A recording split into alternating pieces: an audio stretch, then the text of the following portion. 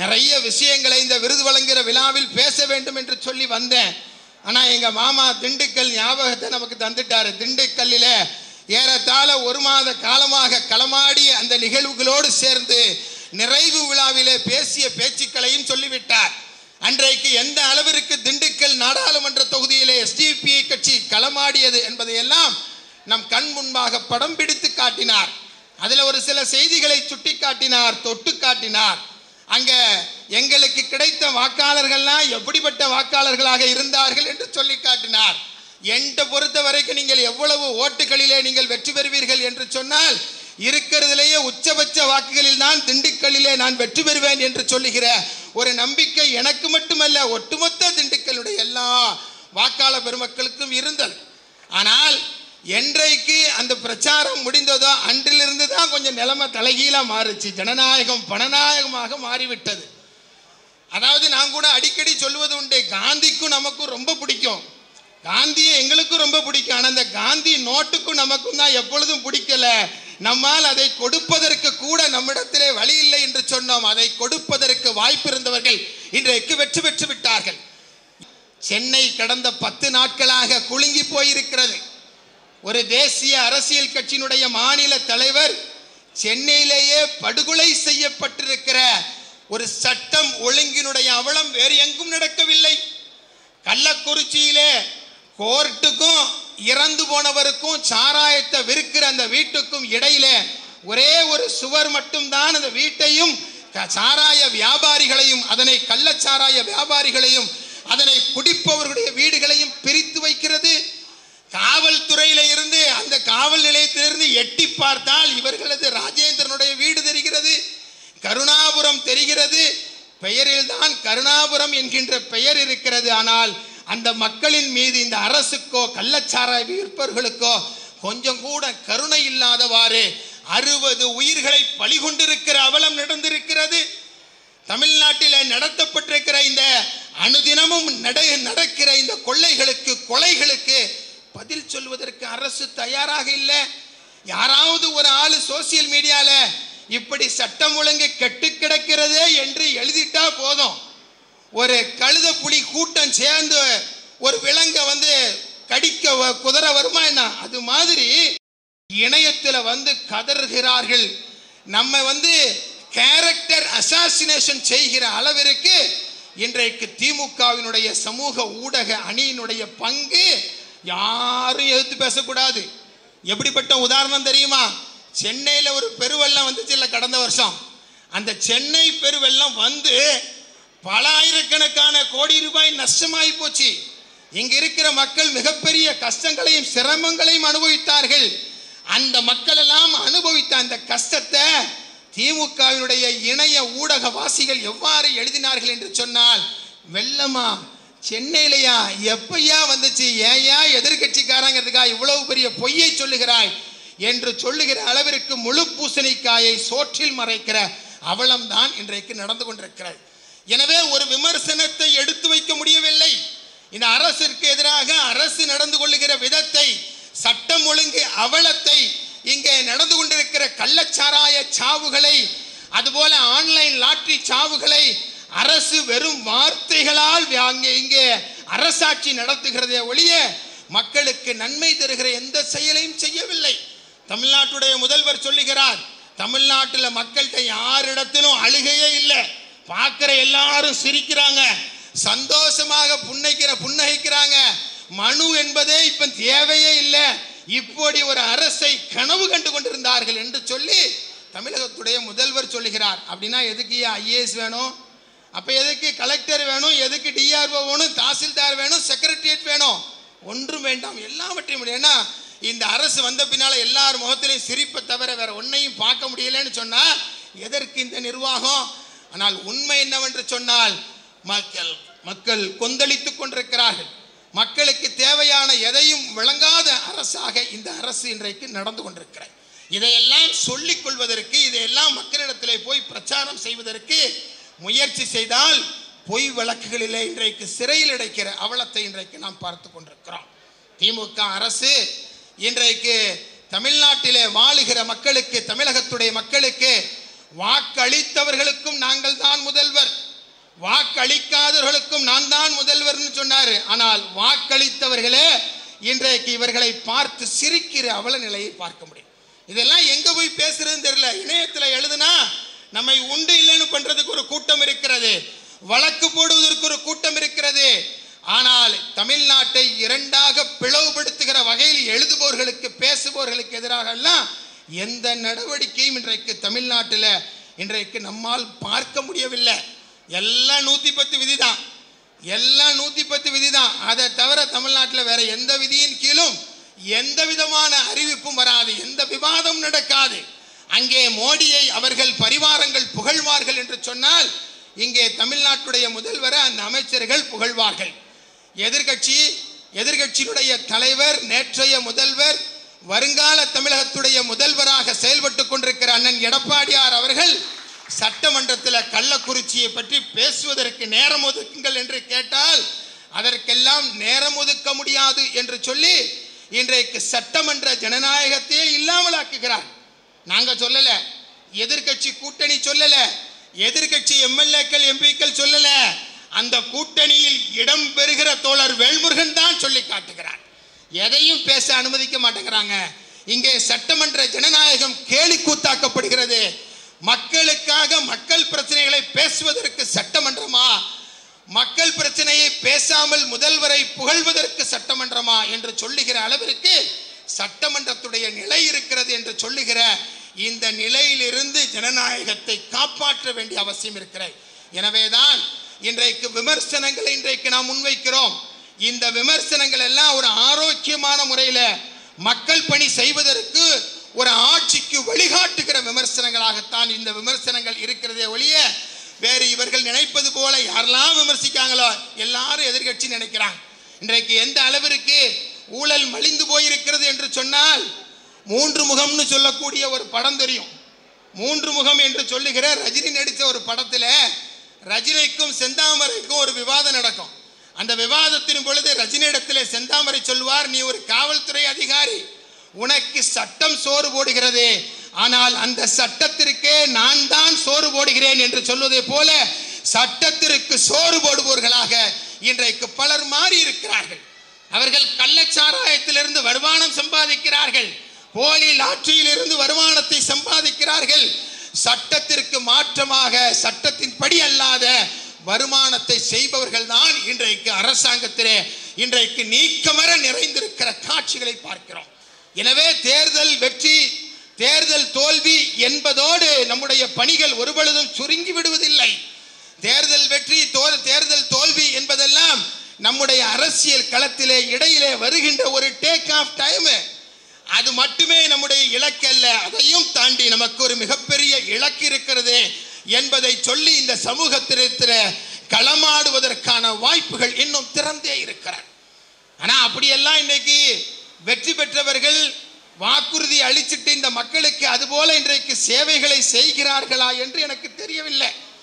India கூட்டணி என்பது இந்த நாட்டிலே பாசிச சங்கபரிவார சித்தாந்தத்தை வீழ்த்துவதற்காக வந்திருக்கிற கூட்டணி என்று சொன்னார்கள். இது சமூக நீதி கூட்டணி என்று சொன்னார்கள். இங்கே எல்லோருக்கும் இடம் இருக்கிறது என்று சொன்னார்கள். ஆனால் வெற்றி பெற்ற பின்பு அப்படி ஒன்று இருப்பதாக கூட அவர்களது செயல்பாடுகளில் இன்றைக்கு நாம் எதையும் பார்க்க முடியவில்லை. இன்றைக்கு சிறுபான்மை சமூகத்து சொந்தங்கள் நிரம்பி இருக்கிற ஒரு அரங்கமாக இந்த அரங்கம் இருக்கிறது. சிறுபான்மை சமூகத்து மக்களுடைய ஏகோபித்த வாக்குகளால் தான் இன்றைக்கு மதச்சார்பற்ற கூட்டணி என்று சொல்லிக் கொள்ளப்பட்ட கூட்டணி இன்றைக்கு ஒரு மாபெரும் வெற்றியை ஈட்டியிருக்கிறது என்பதை யாராலும் மறுக்க இயலாது. ஆனால் அப்படிப்பட்ட அந்த இந்தியா கூட்டணி கூட வெற்றி பெற்ற பின்பு வாக்களித்தவர்களை கூட இன்றைக்கு திரும்பி பார்க்காத அவநிலையை சுட்டிக்காட்டித்தான் தீர வேண்டும். எப்படி நான் சொல்லுகிறேன் என்று சொன்னால், மோடியினுடைய அரசாங்கம் ஜூன் மாதம் 9ஆம் தேதி 8ஆம் தேதி இந்த நாட்டிலே அரியணை ஏற்ற பின்பு இன்றைக்கு வரை எந்த அளவிற்கு இந்த மோடியினுடைய அரசாங்கம் தவறுகளை செய்திருக்கிறது என்று சொல்லி ராகுல் காந்தி அவர்கள் பாராளுமன்றத்திலும் மக்கள் மன்றத்திலும் ஒரு 10 தவறுகளை 15 நாட்களில் 10 தவறுகளை இந்த மோடி அரசாங்கம் என்னெல்லாம் செய்திருக்கிறது என்று சொல்லி பட்டியல் போட்டார். அந்த பட்டியல் போட்ட விஷயத்தில் எதையெல்லாமோ சுட்டி காட்டினார். ஆனால் அந்த குறிப்பிட்ட 15 மிகப்பெரிய அளவிலே நாட்டிலே வாழ்ந்த சிறுபான்மை முஸ்லிம் சமூகத்து சொந்தங்கள் மாட்டிறைச்சியின் பெயரால், அதுபோல அவர்கள் முஸ்லீமாக சிறுபான்மை மக்களாக பிறந்திருக்கிறார்கள் என்ற பெயரால் அவர்கள் அடித்துக் கொள்ளப்பட்ட நிகழ்வை என்றைக்கும் அவர் அங்கே குறிப்பிடவில்லை.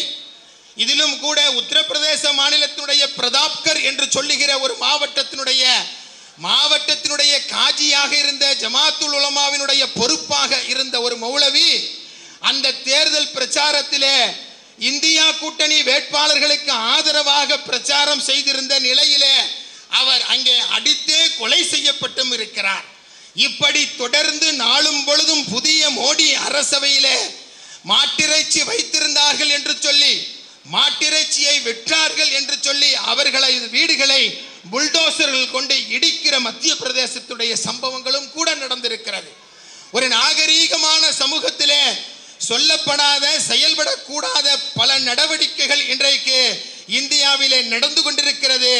அதனை சுட்டிக்காட்டி தொட்டுக்காட்டி பேசுவதற்கு கூட ராகுல் காந்திக்கு மனம் வராத நிலையில்தான் இன்றைக்கு மதச்சார்பற்ற அரசியல் என்பது சென்று கொண்டிருப்பது என்பதையும் சேர்த்து நாம் புரிந்து கொள்ள வேண்டும். இப்படி ஒரு அவலமான சூழல் இருக்கிற தருணத்திலே தான் காஷ்மீரத்திலே இந்தியா கூட்டணியிலே இருந்த தேசிய மாநாட்டு கட்சியினுடைய ஒரு எம்பி சொல்லி காட்டினார், தேர்தலுக்கு முன்பு வரை முஸ்லிம்களை பற்றி இவர்கள் பேசினார்கள், தேர்தல் முடிந்த பின்பு இப்பொழுது சிறுபான்மை முஸ்லிம்களை பற்றி பேசுவதற்கு இவர்கள் தயாராக இல்லை என்று சொல்லுவதோடு சேர்ந்து அரசியல் ஆய்வாளர்கள் சொல்லுகிறார்கள், பாஜகவை பொறுத்தவரை சிறுபான்மை முஸ்லிம்களும் வேண்டாம், அவர்களது வாக்குகளும் வேண்டாம், ஆனால் இன்றைக்கு மதச்சார்பற்ற அணி நாங்கள் தான் என்று சொல்லுகிற ராகுல் காந்தி தலைமையிலான காங்கிரஸினுடைய கூட்டணிக்கு சிறுபான்மை முஸ்லிம் சமூகத்துடைய வாக்குகள் வேண்டும், ஆனால் முஸ்லிம்கள் வேண்டாம் என்று சொல்லுகிற நிலைதான் இந்த நாட்டிலே இருக்கிறது என்று சொல்லி காட்டுகிறார். இப்படித்தான் இந்தியா இப்பொழுது அனுதினமும் விடிந்து கொண்டிருக்கிறது. என்றைக்கு நம்முடைய உயிர் கொல்லப்படுமோ, என்றைக்கு நான் வீட்டிலே நிர்கதியாக நிற்கப்படுவேனோ என்று சொல்லுகிற அவல நிலை இருந்து கொண்டிருக்கிற நிலையிலே தான் சிறுபான்மை மக்களை பற்றி பேசாத மதச்சார்பற்ற கட்சிகளுடைய மௌனத்தை இன்றைக்கு நாம் பார்த்து கொண்டிருக்கிறோம். அந்த மௌனத்திலிருந்து ஒரு விதிவிலக்கு வேண்டும், அந்த மௌனம் உடைக்கப்பட வேண்டும் என்பதற்காகத்தான் எஸ்டிபி கட்சி இன்றைக்கு ஒரு மாபெரும் சித்தாந்த போராட்டத்தை இந்த நாட்டிலே செய்து கொண்டிருக்கிறார். அன்பார்ந்த அன்பு சொந்தங்களே, சொல்லி காட்டுவார்கள் அல்லவா, ரிலீஜியஸ் அதாவது காஸ்ட் அன்டச்சபிலிட்டி என்று சொல்லுவார்கள், அதாவது சாதிய தீண்டாமை என்று சொல்லுவார்கள். இப்பொழுது உருவாகி இருக்கிற இந்த நாட்டிலே உருவாகி இருக்கிற ஒரு விஷயம் என்னவென்று சொன்னால், ஒரு ரிலீஜியஸ் அன்டச்சபிலிட்டியை நோக்கி மத அடிப்படையிலே தீண்டாமை என்று சொல்லுவதை நோக்கி இந்த நாடு நகர்ந்து கொண்டிருக்கிற ஆபத்தான செய்தியைத்தான் அனுதினமும் நமக்கு பத்திரிகைகள் நமக்கு சுட்டி காட்டுகிறது. எனவே அதையெல்லாம் தீர்க்கமாக எதிர்த்து இந்த நாடு எந்த அளவிற்கு மிக மோசமாக மதவாதத்தின் பக்கம் செல்லுகிறதோ அந்த அளவிற்கு மதவாதத்தில் இருந்து மதச்சார்பின்மையை நோக்கி இந்த நாட்டை கட்டி எழுப்ப வேண்டிய, அதிலே இழுத்து செல்ல வேண்டிய கடமை இங்கே எனக்கு மட்டுமல்ல, இந்த உரையை கேட்டுக்கொண்டிருக்கிற ஒவ்வொருவருக்கும் இருக்கிறது என்பதாக சுட்டி காட்டுவதற்கு இன்றைக்கு நான் கடமைப்பட்டிருக்கிறேன். எனவேதான் ஜனநாயக அடிப்படையில் இந்த நாட்டிலே ஒரு மாற்றத்தை உருவாக்க வேண்டும்.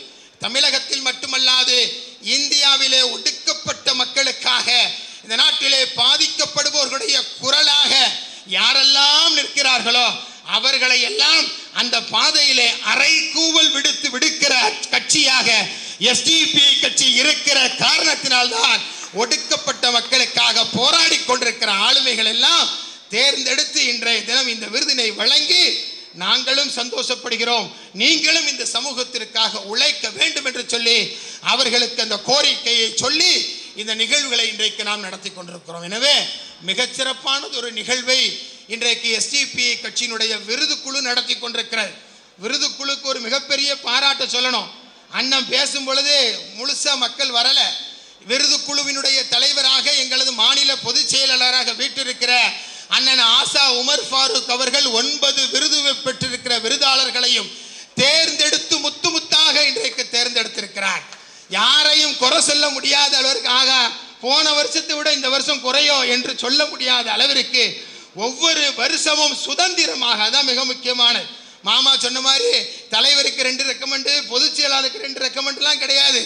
அண்ணன்ட்ட போய் எந்த ரெக்கமெண்டையும் சொல்ல முடியாது. தலைவராக இருந்தாலும் பரவாயில்லை, அவருக்கு திருப்தியாக இருந்தால் மட்டும்தான் அதை தேடி பெறுகிற அளவிற்கு மிக அற்புதமான தேர்வுகளை இன்றைக்கு விருதுக்குழு தேர்ந்தெடுத்து இந்த விருதினை நாங்கள் வழங்கி கொண்டிருக்கிறோம். எனவே எஸ்டிபிஐ கட்சி இந்த சமூகத்திற்கு தங்களால் என்ன செய்ய இயலுமோ அதனை இப்பொழுது நாங்கள் செய்திருக்கிறோம்.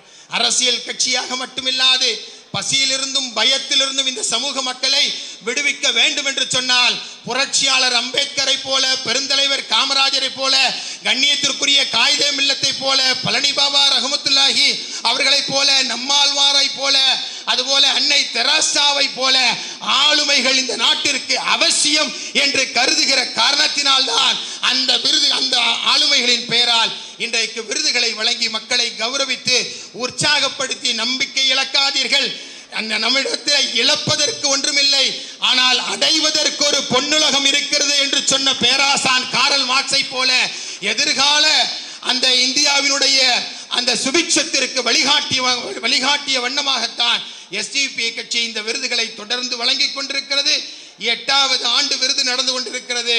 இன்னும் எஸ்டிபிஐ கட்சி இருக்கும் காலமெல்லாம் மிகச்சிறந்த ஆளுமைகளை கௌரவிக்கிற விழாக்களை மாநாடு போல எஸ்டிபிஐ நடத்தும். எஸ்டிபிஐ கௌரவிக்கிற தலைவர்கள் இந்த நாட்டு மக்களுக்காக உழைக்கிற நல்ல தலைவர்களாக என்றென்றைக்கும் மிளிர வேண்டும் என்று சொல்லி மீண்டும் ஒருமுறை மிகச் சிறப்பான இந்த 9 பேருடைய பெயரிலான விருதை பெற்றிருக்கிற 9 விருதாளர்களுக்கும் எஸ்டிபிஐ கட்சியினுடைய தலைவர் என்ற அடிப்படையில் என்னுடைய நெஞ்சார்ந்த வாழ்த்துக்களை, நன்றியறிதலை, பாராட்டுகளை தெரிவித்து மிகச் சிறப்பான நிகழ்வை ஏற்பாடு செய்த சென்னை மண்டலத்துடைய நிர்வாகிகள் அத்தனை பேருக்கும், கலந்து கொண்ட சிறப்பு அழைப்பாளர்கள் அத்தனை பேருக்கும் என்னுடைய நெஞ்சார்ந்த வாழ்த்துக்களை சொல்லி வாய்ப்புக்கு நன்றி கூறி விடைபெறுகிறேன். நன்றி.